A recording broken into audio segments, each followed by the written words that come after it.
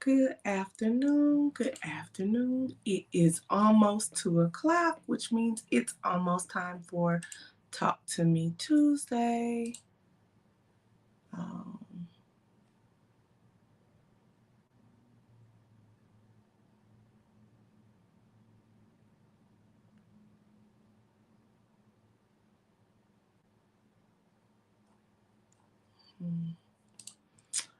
Um, Giving guys a minute to go ahead get in here. I'm going to go ahead and start sharing this. So you have a few minutes. We're going to start at 2 o'clock. Mm.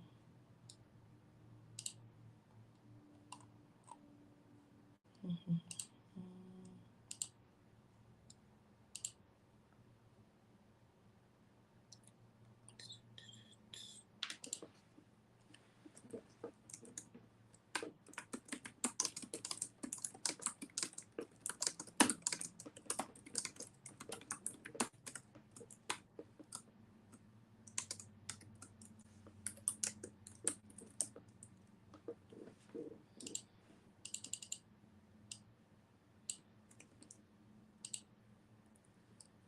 So good afternoon, good afternoon, good afternoon. I'm gonna give people a little bit of time to get in here.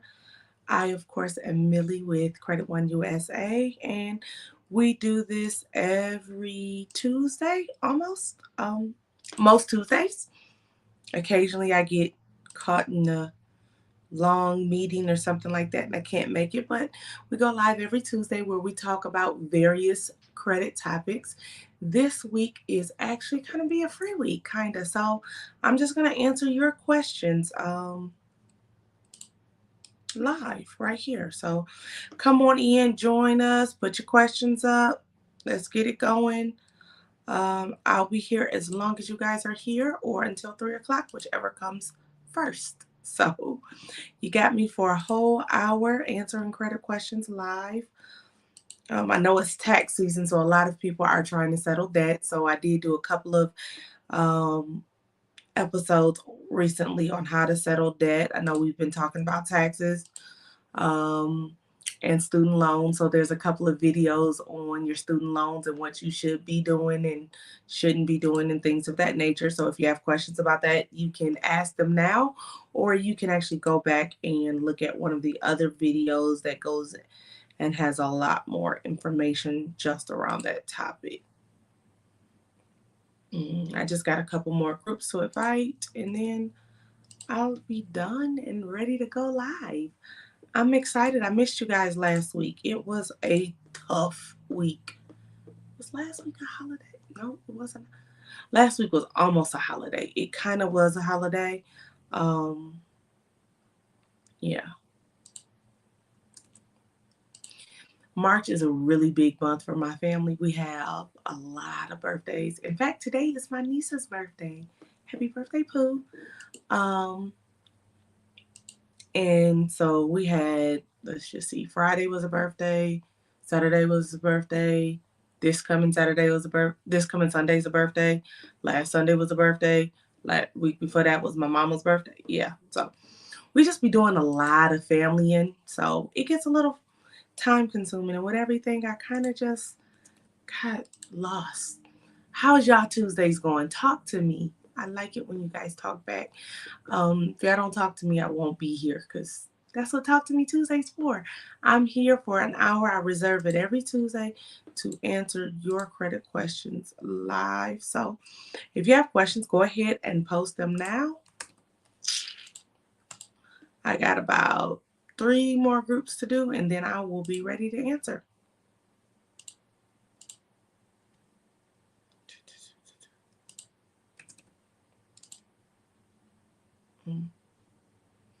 I hope you guys are having a terrific Tuesday. Um,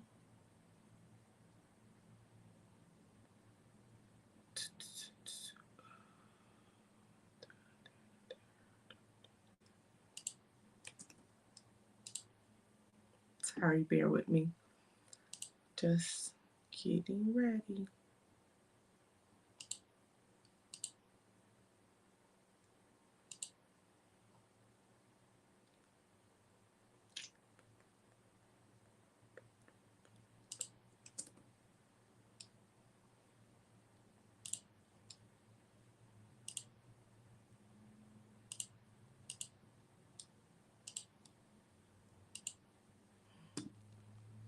Sorry. Okay. Make sure I got everything done. Okay.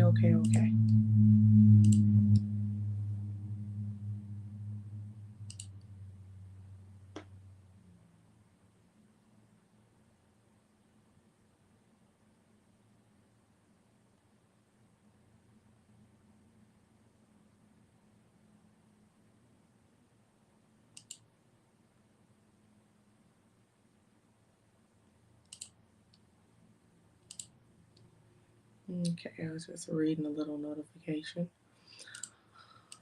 All right, everyone. It is officially 2 o'clock. So again, welcome to Talk to Me Tuesday. I am Millie with Credit One USA. We come here live every Tuesday at 2 p.m. so we can discuss various credit topics and answer your credit questions. The 750 Score Challenge is part of Credit One USA's mission to help improve lives one score at a time. The motto is better homes, better loans, better opportunities, better communities. And as part of the 750 Score Challenge, we sponsor Talk to Me Tuesday, where we bring you various credit education topics so that you are getting accurate information from a reliable source. Um, Today is kind of a free day. I've been answering questions based on topics that I've been asked in the past.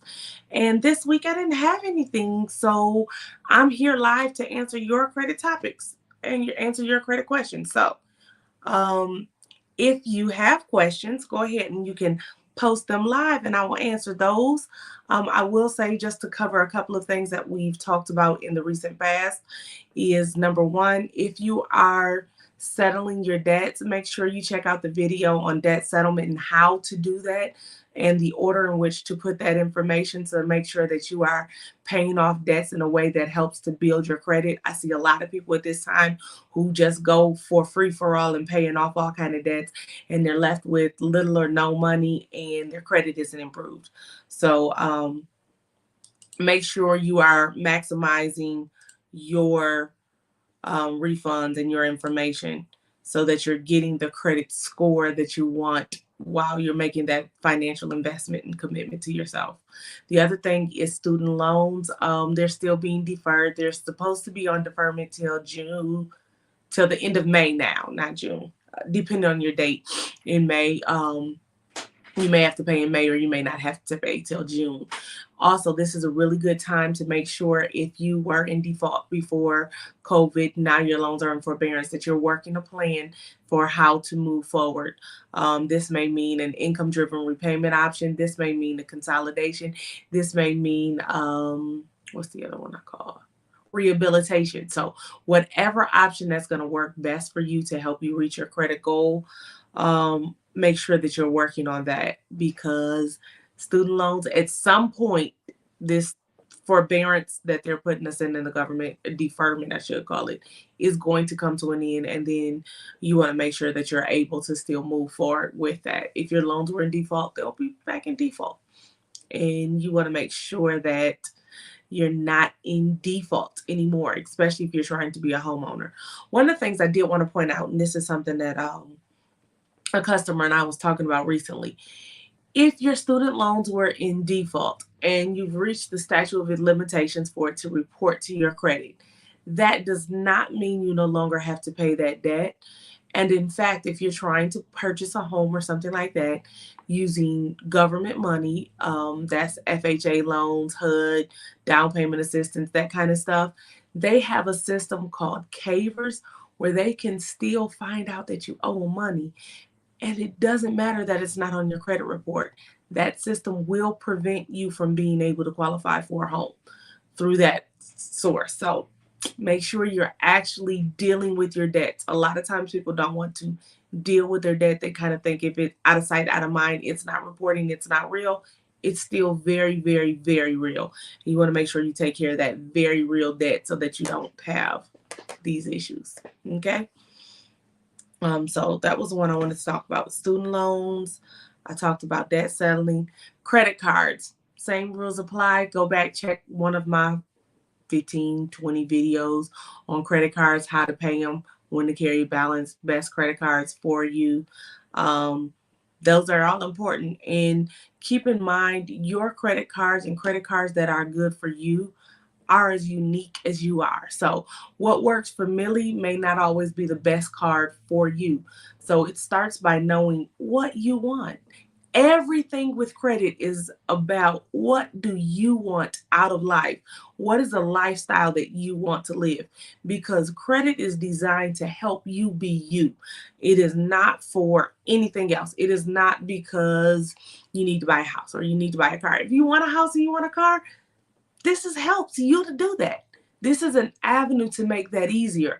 This is an avenue to make your dreams a reality. That's what this whole process is about. The purpose of credit repair is not to help you to get further into debt. It is literally the gateway to the lifestyle that you want. This is a tool and a resource to help you to be the best version of yourself. So if you want to, go on the beach there and live off a beach, there's credit cards to help you get there. There's credit to help you get there so that you can have that and that be your lifestyle. If you want to, become a millionaire, there's an avenue for that. Credit helps you to do that. But the purpose of your credit and improving your credit is not to buy more stuff. The purpose of improving your credit goes back to helping you to live the lifestyle that you want. And our goal here is just simply economic freedom. So we want you to be free. That's it. That's why we're here.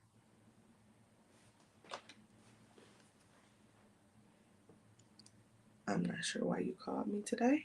It's not a good meeting day. Anywho, so I'm here to answer your credit questions live. I'm going to see if I get some questions. I see a lot of people watching. I don't see any questions. So I'm going to give y'all a few minutes. And if y'all don't ask questions, I'm going to jump off of here. My phone is literally ringing right now. Yeah. I'm not sure why you keep calling my phone. Sorry about that. Hey, Miss Clark, how are you today, love? Are you having a happy Tuesday? I know I went over a lot really fast, but that's kind of how I do it because this time is for you. So if I see questions, we'll get those through those. If not, I'm going to jump out of here because I'm doing well. I'm always doing good on Tuesdays. I don't care if the sun is shining or if it's storming and snowing. It's Tuesday and I get to talk to you guys. And that just kind of makes my Tuesday great. So I love that part. It's one of the best parts in what I do. It's always good when I get to talk to members, when I get to talk to people who need help accomplishing and reaching their goal. That's kind of what I'm here for.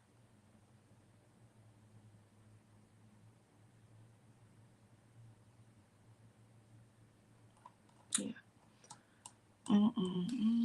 So yeah, I kind of went over everything that I needed to go over. I'm gonna give it to 2:15, and if I don't see any more questions, I'm gonna jump out of here. How can you remove a closed account off your credit? Hi. Um. So let's talk about this. When you say a closed account simply just means that it's no longer open. Is it a charge off? Is it written off? Is it a charge off? Is it a write off? Did you pay it and close it? Was it paid as agreed? Um, all of these things matter when we're talking about how to get it off of your credit. So some of those things may mean that you don't want it off your credit. So let's just say you had a credit card and you had it for about 3 years. You closed it last year. You closed it out at a zero balance. It was paid off. Kind of want to keep it. It helps build your.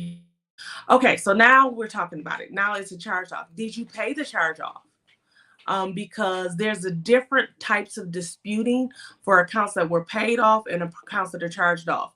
Be clear, a closed charged off account just means creditors don't think that they're going to get their money, so they charge it off their active books. It doesn't mean that you don't owe the debt anymore. So with it being a closed charge-off account, they don't think they're going to get their money. And how old is the debt? When did you first go into delinquency? Because this may be a debt. If it's a recent charge-off, you may want to do a settlement offer for deletion. If we're talking about a debt that's 6 years old, they can't collect on it, you might want to dispute it. So it kind of really depends on that. Is the information accurate? Is the information complete? These are a lot of the things that you want to look at when doing that. But based on that, it does mean that there may be some avenues in which you can challenge the debt to have it removed, but there also may be some options where you may need to do a settlement and negotiate terms and conditions to get it removed. So there's a couple of options you can go with on that one. So I know that was a lot, but that's kind of a whole lot that goes into that. Now, Pernice, you said, it seems as though my credit score has went down since I purchased my house a year ago. How can I get it back up?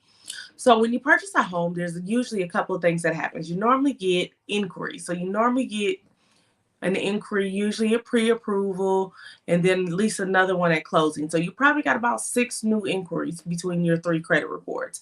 So I would look to see how many inquiries I had in time, because that may be something that's impacting your score.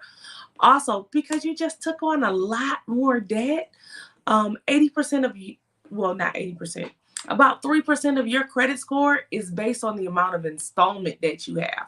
So that's going to take a little bit of time to rebound, because like I said, you just took on a big bill. The other thing is, what you can do to offset it is check out your credit card balances.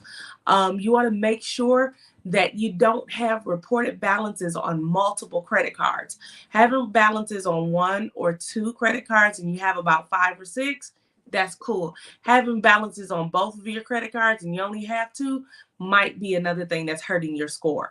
So sometimes you'll take a small dip from purchasing a home, but if you notice it's a large impact to your score, there's usually something else going on there. So you probably want to take a look at that and see what's going on. So there's that. Hey, Jordan, how are you, love? Me and my daughter were talking about your son the other day. I cannot believe we're getting ready for junior prom. Text me later, because I got to ask you some questions about that. Hey, Chris, how are you today, love? I hope you're having a terrific Tuesday also. Yeah, y'all, it's prom season. I can't believe it. Okay, I don't cry live on TV or the internet. I might cry live on the internet, but I'm not going to do it right now, because I'm not going to continually think about what my daughter is doing in a couple weeks, because I can't believe that my baby is that grown. I can't believe it. It's a lot. She's pretty big up. I was told I need to get some credit, but I don't know where to start. I have a Capital One card already. Okay, so here's the thing. We just talked about 2 different things, and a lot of times people want to build their credit, and it's not necessarily that they need to get more credit. The credit that they have is they need to improve their credit before they build. So the very first thing I would suggest doing, Lucinda, is looking at your credit profile. Look at some of the accounts that you have. If you have multiple lates, multiple charge-offs, collections, you probably want to start by doing some repair work before you do building. I normally use this example, and I'm not saying your credit is in the situation, but I normally use this example. If you take credit out the situation, you're thinking about selling your house, and you're like, oh, I need to do some stuff before I can sell my house. I'm going to paint this front door. That sounds really good, except there's a hole in the roof. I'm going to need you to fix the hole in the roof before you start painting the front door. Because when people come to buy that house, they're like, oh, it's a pretty front door. And then they walk in and they're like, but it's leaking. I don't really care that the front door is cute and then I recently got new siding. Fix the hole in the roof. The same kind of concept is true with your credit. Sometimes we need to take an assessment of the negative information, because what you'll qualify for in terms of accounts is different when you have open derogatory information than when you've taken care of that and now you're moving forward. The best indicator of what you'll do in the future is what you've done in the past. So if your recent past looks really challenging still, adding to your profile won't necessarily help you. Now, you do want to make sure first and foremost that you're managing what you have.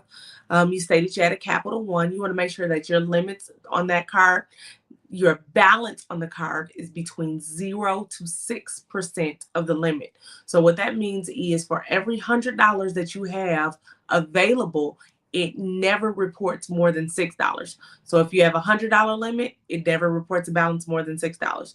You have a $200 limit, $12, $300, $18. You get the point. So 6% utilization or less.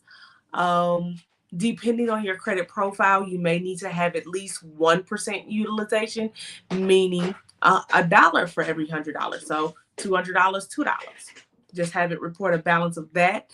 That way you have some activity because you may have what they call a limited credit profile, but also take a chance and look at some of those old negative information, those old adverse accounts that may be challenging your credit so that your good isn't shining great enough.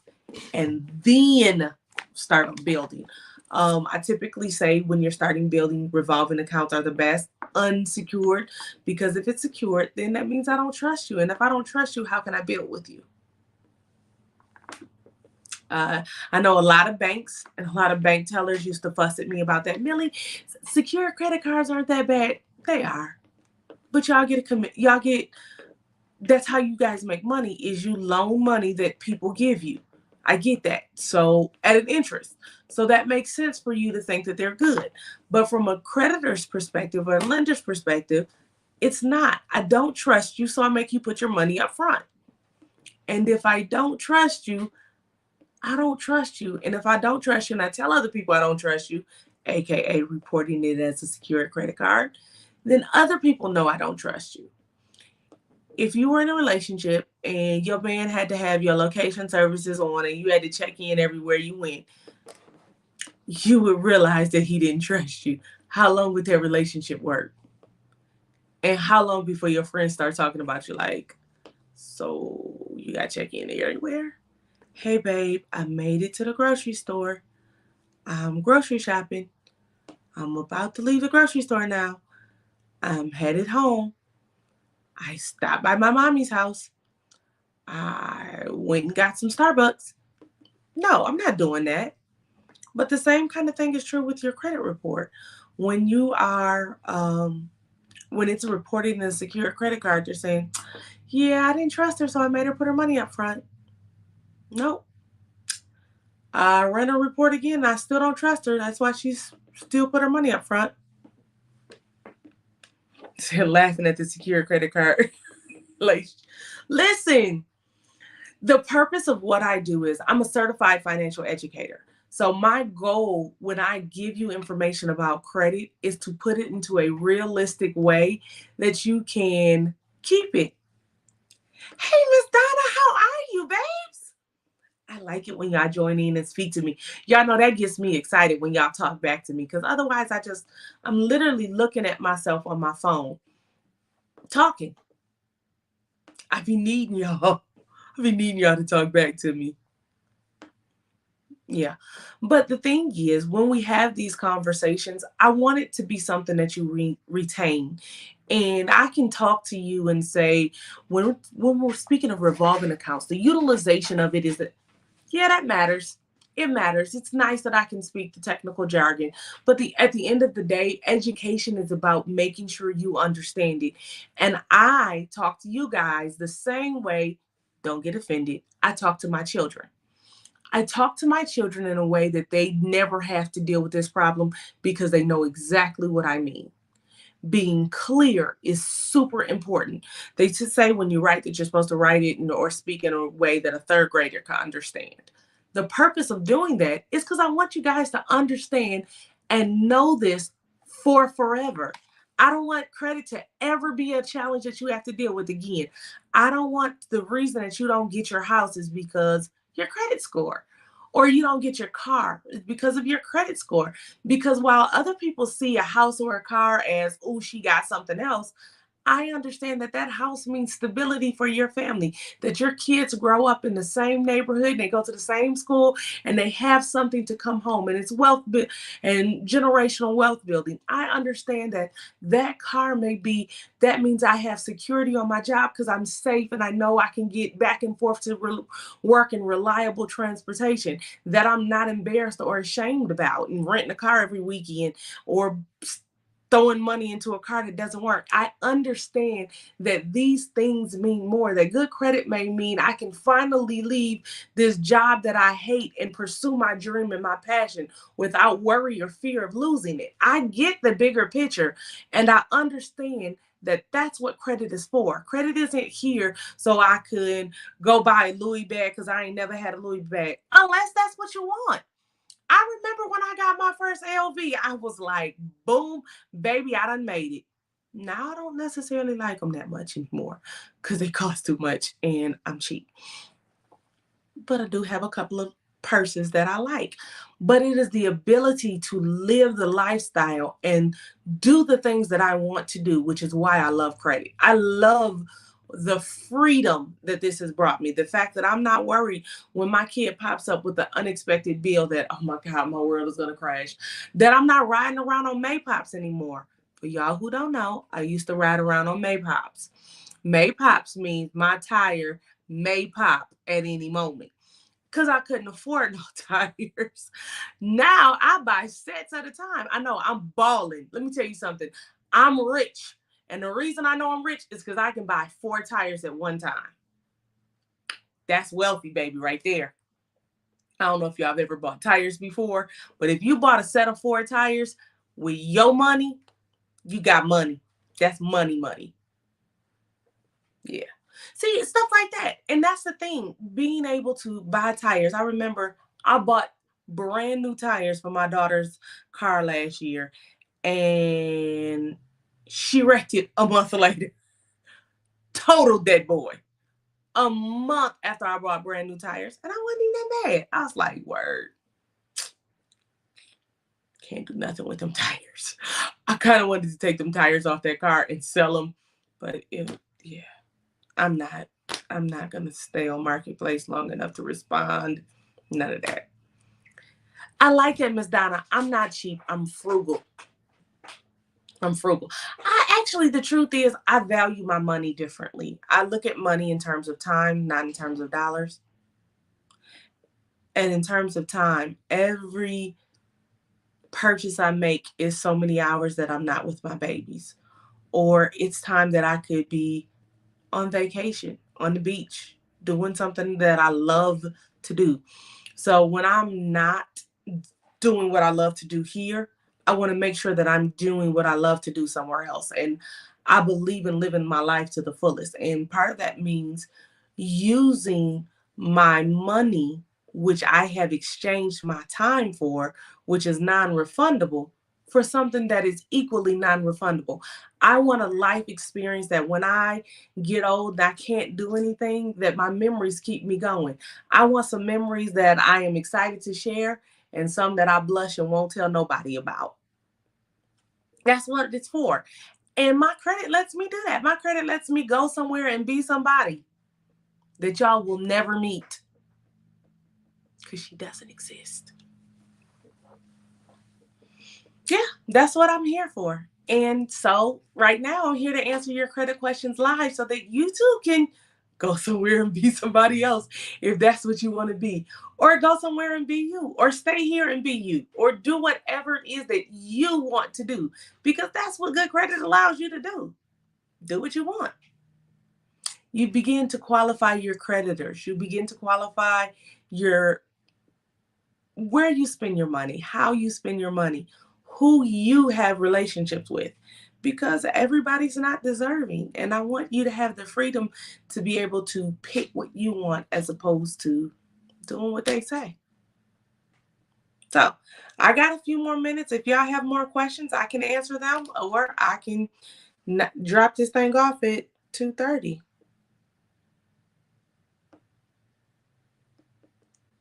Um, Sorry, my phone been going off like crazy today. It's Tuesday. Everybody wants to talk to me on Tuesday, but not through here. They like to text me. So if you have a credit question, I'm going to do this. Okay. How do you get a late payments removed off your credit from your student loans? Navient had my old address when they originally sent my bills notification and realized late payments until it's out on my credit report. Ooh, Jennifer, that may be a good one. How long ago was it? And that would be something that I would challenge. Hopefully it's more recent. Part of that actually is more for revolving accounts. The Fair Credit Billing Act says that it has to be for that, but that's open-ended accounts, and student loans aren't that. Have you tried calling them and letting them know, hey, I noticed that I had some late payments. I'd probably start by talking to them. Then I would challenge the information and I would say just that. And I would, if you have a copy of the bills that were sent to the wrong address, that may be very helpful in the disputing. But usually the student loans, well, let me not say usually. I've had experiences where the student loans understood the error that they made and they're willing to correct it. So sometimes they're willing to work with you. If they're willing to work with you, I would start there before moving on to actually challenging it. Because once you get into challenging student loans, it's a lot of work. Student loans are a hard fight. Might even be able to ask them to do a backdated deferment to offset it or a backdated forbearance. 3 years ago, and I did call them, but I didn't get a copy of the bill. Yeah, start by trying to call them, see, they may be a little more pliable if you get a different representative. If not, ask for a copy of the old bills and then use that to challenge the information with the credit bureaus and say, hey, look, I wasn't here. I was never notified about this. I've challenged it. It was sent to the wrong information. This isn't an accurate depiction of me. If you need help, you can reach out to us and we'll see what we can do, taking a look at your profile to help with that. I love how you keep it simple and relatable. I try. Y'all know I try to when I do these talks to make sure that the information here is good. Because I want y'all to keep it. That's the point. Okay. If y'all have more questions, I got more time. So let's go. I told y'all I will give y'all up to 1 hour today. But again,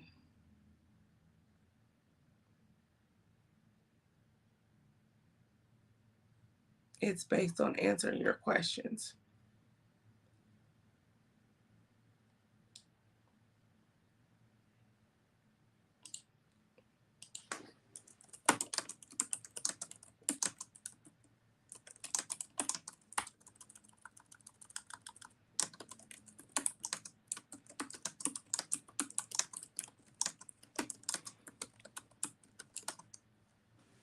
Sorry. If you guys have questions and you would like to reach out to us, or if you're interested in getting services, you can call us at 855-273-3663. You can visit us online at www.creditoneUSA, or you can send us a message right here on Facebook. If you send us a message on Facebook, please send the message to Credit One USA. I think my messenger is turned off. It may still be on. I'm actually in a warning status, so I don't know. I apparently said something that was inappropriate, and Facebook's watching me now. So it's really important that you use the source that actually gets answers. So yeah, there's that part. So send your request and your information to Credit One USA. We typically respond within about 1 to 2 business days. If during business hours, if you contact us on a Friday night, don't expect a response till Monday or Tuesday, because we do not work weekends, we do not work holidays, we do not work all night long. We work Monday through Friday, 9 a.m. to 6 p.m. Central Standard Time. And during that time, we are absolutely here to help you.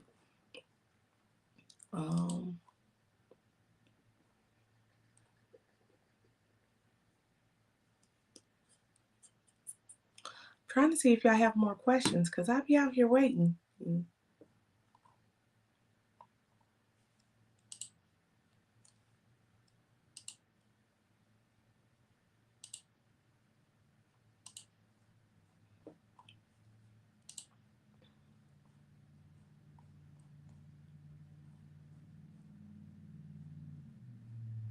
Okay, y'all, I'm gonna give it a few more seconds. Um, Let me see if we do that.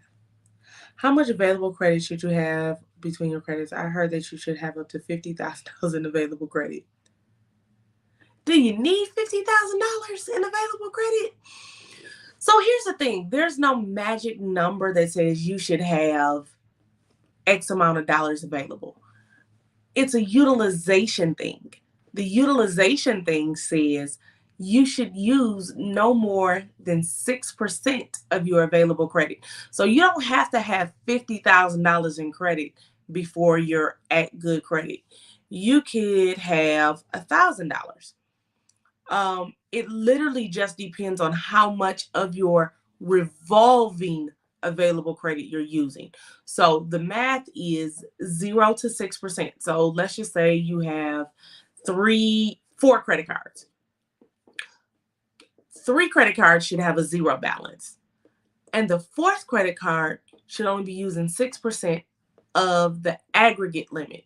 So if this card is 250, 250, 250, 250, that's five, $1,000.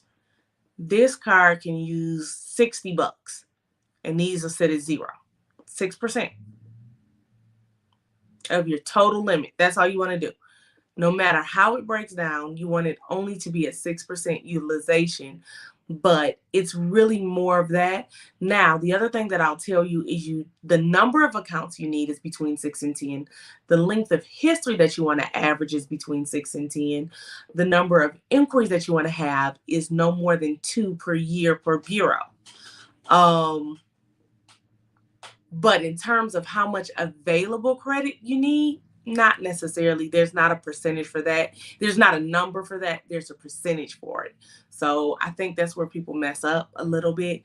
Now, depending on what you want to do, you may need more available credit for this particular thing. Let's just say you're investing. They want to know that your portfolio is able to hold so much revolving discretionary money. That's what um, credit cards and lines of credit are. They're open-ended revolving accounts. That means I can go back and reuse it and reuse it and reuse it.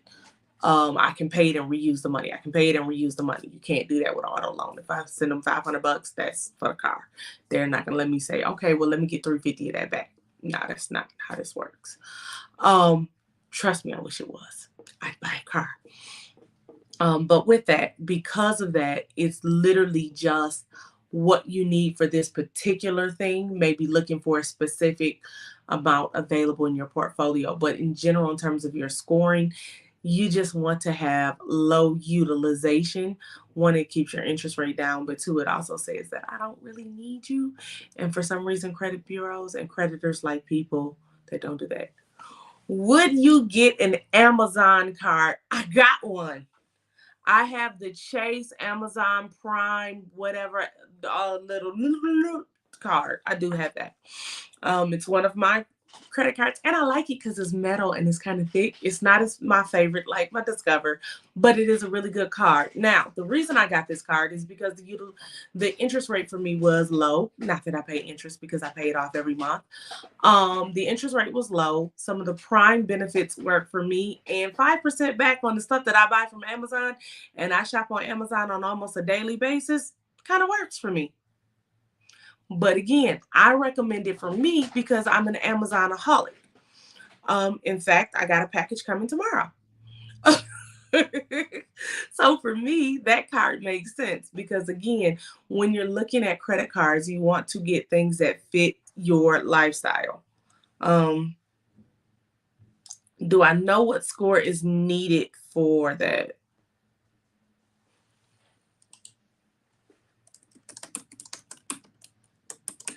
Um, no. Let me see. I might be able to tell you what credit bureau they use. Um, hey, boo. Um, I might be able to look it up. I'm gonna pull up my own personal credit report and see if I can tell you what credit bureau they use. If I still have my credit report. Um,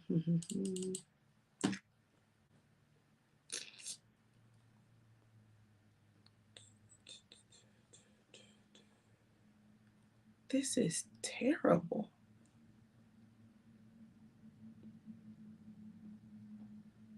I actually don't even have any of my credit reports in here. Hmm. Sorry.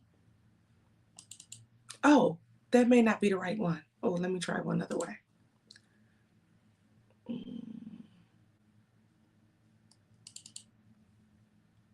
Oh, nope, that's the right way.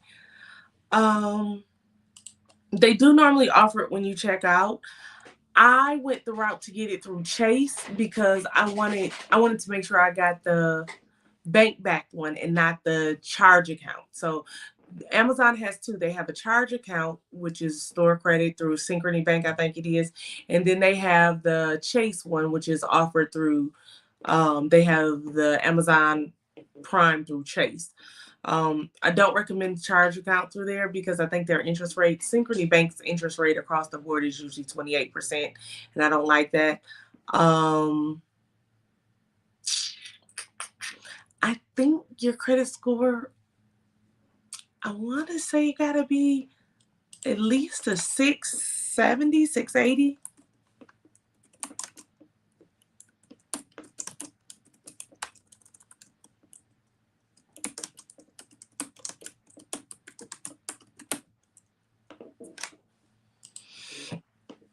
Mm, 640.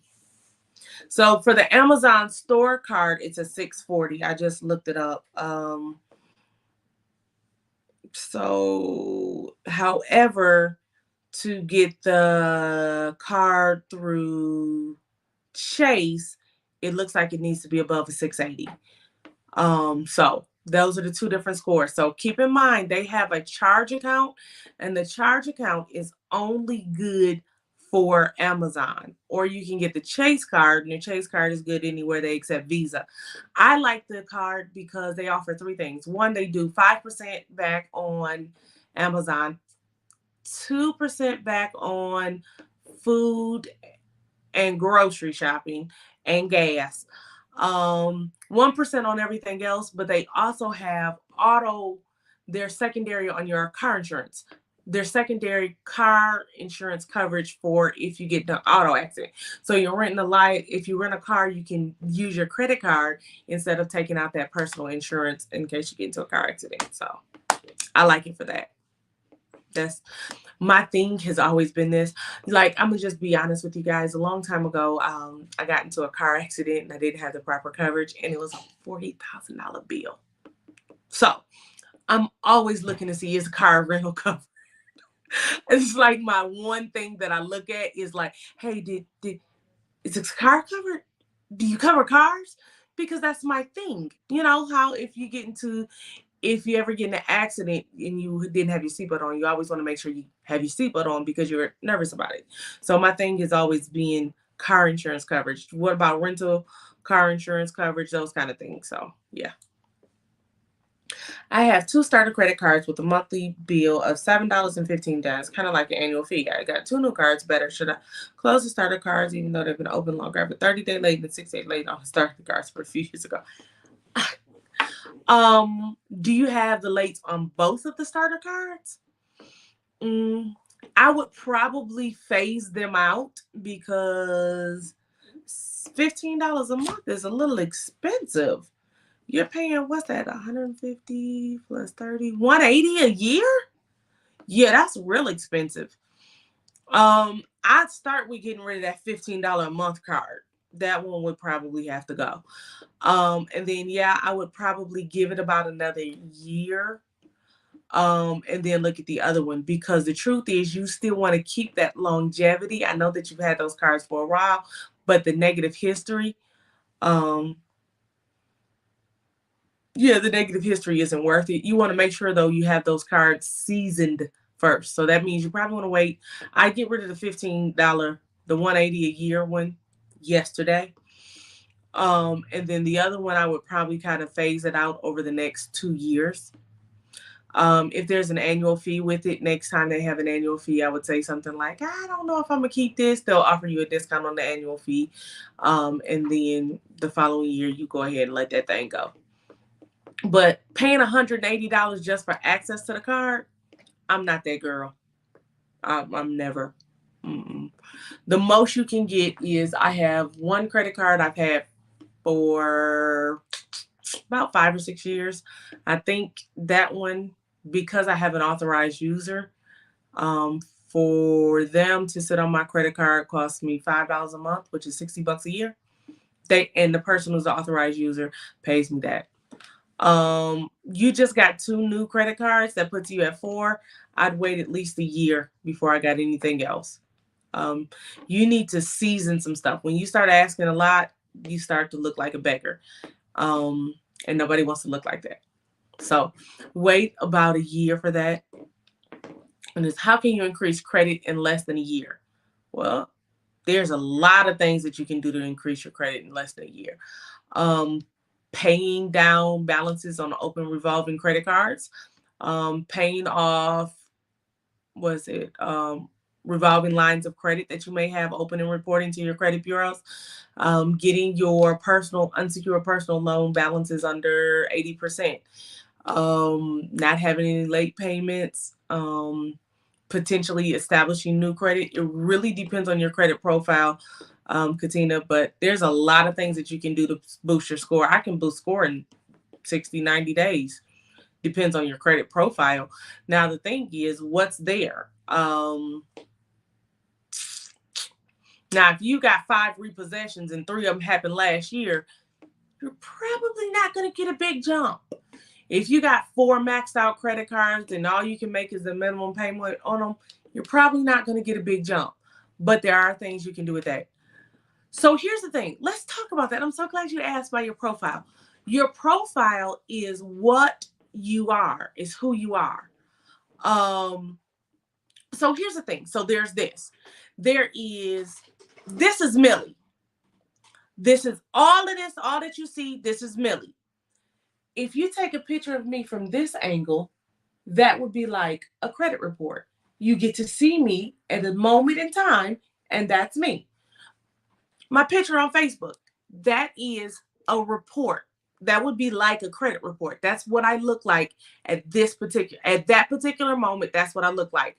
Then there's another picture, and that's what I look like at that particular moment. And that's what lenders pull. They pull your credit report, which is a snapshot of what you look like at a particular moment. Your credit profile is who you are continuously. Every day I'm Millie. Some days I'm Millie and I got a little shink-a-dink, a little room. And other days I'm like, whatever, bro, I'm here. Yeah. Now, every day I'm pretty. Every day I got my mold. Some things follow me and are consistent. Other things change. Sometimes on your credit report, they got you on the day where your balances are just reported and you had high utilization, even though you normally get it once a year. When you pull your credit report once a year, that is your disclosure. That is a report. Your profile changes. Your profile is just who you are in the credit world. So that changes every day. So it's like you. Every day you're you, even though your picture may not look like you today. It may be from 3 years ago. It may be from 5 years ago. It may be from your birthday when you got all dressed up. But that's what I mean when I say your credit profile. That's who you are, your credit character. So when I say it depends on your profile, I'm saying it depends on the makeup of you, what it would take to improve your credit. The same way, what it would take for me to look differently depends on me. You probably can't put no blonde hair, no blonde makeup on me because that's not my profile. So some things that may work for some people wouldn't necessarily work for you because that's not what your credit looks like. So I know profile, I just use that word because I don't like saying report, because depending on your credit bureau, there are, between the 3 credit bureaus, there are 28 different scores. So working on one particular score helps with this particular thing, but it doesn't necessarily build up who you are overall. That's why that's important. Hey, Crystal, it's been a minute. So yes. If you pull your credit report once a year, I actually do that. I monitor it using Credit Karma and Free Credit Score from Experian because I'm frugal and I don't like paying for things that I'm not using. So I look at that to monitor to make sure the creditors are reporting accurate information. The only way to get your 28 scores is actually to purchase them from MyFICO. It's $30 because FICO actually created the scoring system. It's not a part of the credit bureaus, so they charge for their stuff.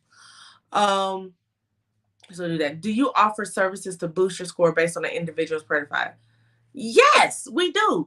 That's actually part of what we do. We help to challenge information that is negatively impacting your score to have it either removed or placed into a positive status to make sure the information is accurate and complete in connection with your consumer protection laws. We work with you in terms of debt management and debt settlement. So the accounts that are on your credit report that aren't under that show up the way lenders want to see and that you're maximizing your credit, that it's working for you. So we may say pay down something, pay off something. We also work with you in terms of score building opportunities if necessary.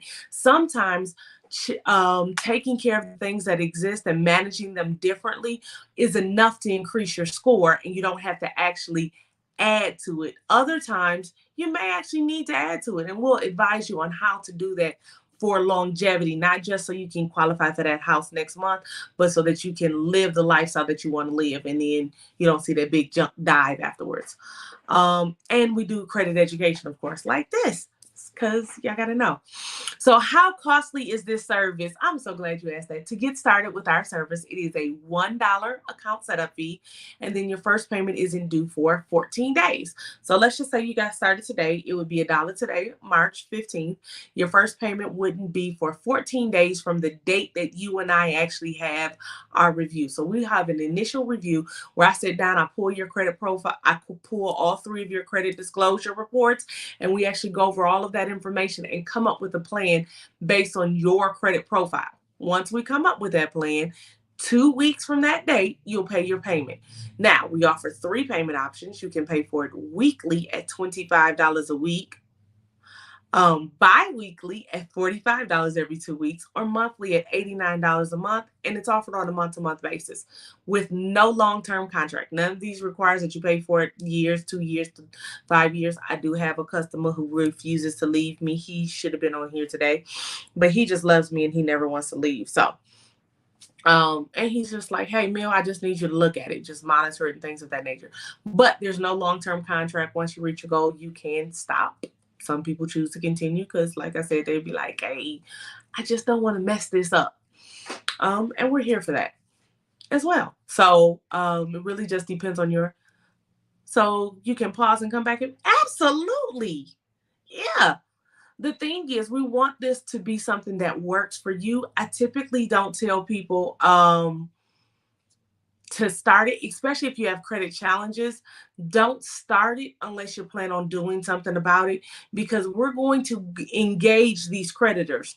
So I don't want to engage Capital One that you stopped paying last year if you're not in a position where we're going to fight this, because I don't want to get 3 months in there and now they sending you letters and then you like, oh man, this is too much. I ignore it. I got to go away, because then they're going to still be contacting you and they may pursue you.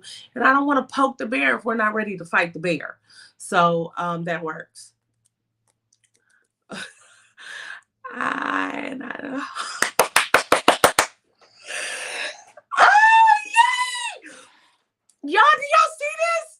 Okay, so I'm going to show this comment for y'all who can't see, because this just made my whole day. Crystal said, I want to give you your roses now. That ain't the part.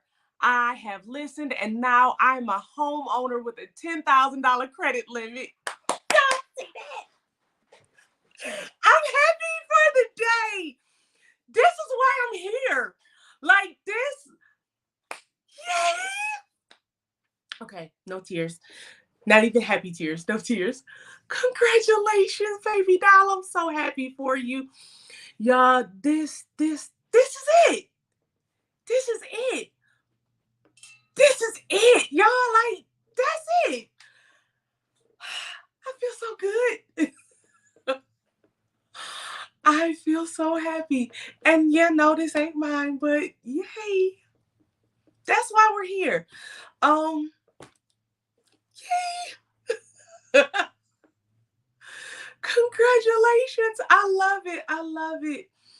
Um, okay, no, I got 10 more minutes. I can make this. But yeah. So yeah, it works. I'm so happy.